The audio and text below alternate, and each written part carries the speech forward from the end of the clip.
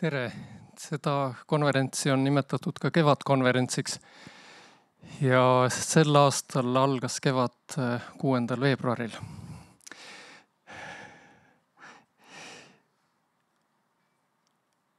Mis sealt saadik toimunud on, tundub jätkuvalt nagu üks pikk rida lotopeavõite. No umbes, et täna saame lotopeavõidu ja siis homme saame jälle lotopeavõidu ja siis ülehomme saame jälle lotopeavõidu.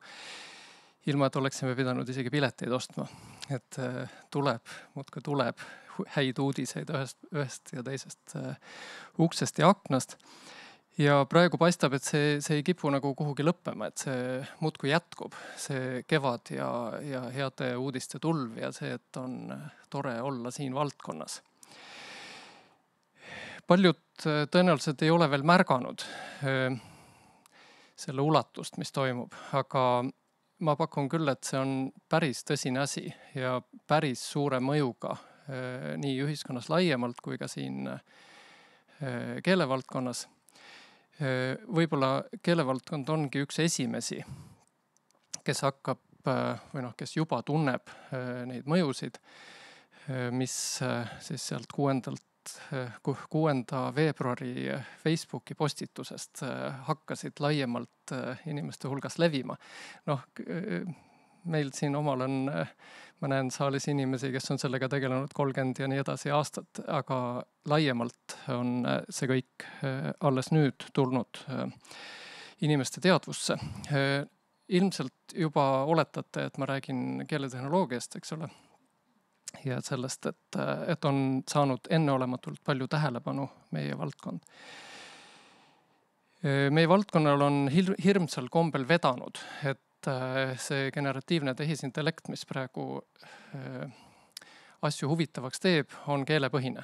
Et ta ei alanud kuskilt mujalt, et ta ei alanud pildist või terviseandmetest või asukohaandmetest või kuskilt, vaid just nimelt keelest. Ja see on tekitanud võimaluse, et meie siin saame olla selle muutuse keskel. Me saame olla need, kes oma tööga aitavad kaasa sellele, missugune see areng on. Keeleteadus ise on üks esimesi asju, mis sellega muudetud saab või mis muutub ja mis on juba muutunud. Juba mõnda aega on keeleteadus olnud andmepõhine ja praegu see, mida keeleteadlane teeb või see, milliseid kompetentse keeleteadlasel vaja on hoopis teistsugune kui see, mida me vanemad inimesed siin veel mäletame, missugune see oli mõnda aega tagasi. Need muutused kindlasti ei lõppe siin, vaid lähevad edasi üldse ei imestaks kui kiirenevas tempos. Ja loomulikult on selle kõigega seotud ebamugavusi. On ühiskonnas gruppe, kelle jaoks muutused on ebamugavad ja üldse ei ole välistatud, et siin on ka päris eksistentsiaalseid ohte seotud tehisintellektiga. Aga selle juures nüüd jälle on oluline see, et meie oleme need, kes selle kõige keskel on. Meie oleme need, kes saavad seda valdkonda uurida, kujundada, aidata teha otsuseid selles valdkonnas. Kaasa arvatud siinsel konverentsil. Räägime nendest teemadest.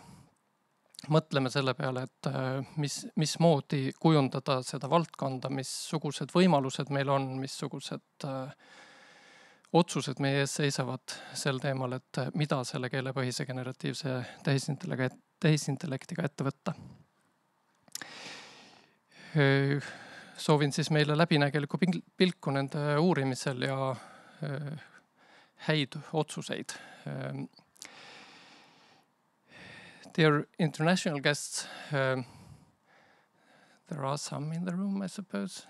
Not many yet, but you are most welcome to this traditional conference. This is one of the longest standing Estonian linguistics conferences and something that we all look forward to every year.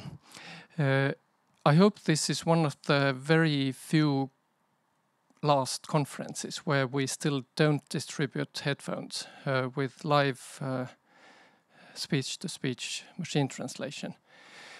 But until that happens, bear with us. There will be enough content in English. There will be parallel sessions. I hope you find something useful to listen to. And practical details. Today I will be walking around with the camera. Tomorrow, Kristina. And we are recording the presentations. So if anybody has objections to being photographed or the results published, then just let us know. And otherwise, have a very nice conference. Thank you.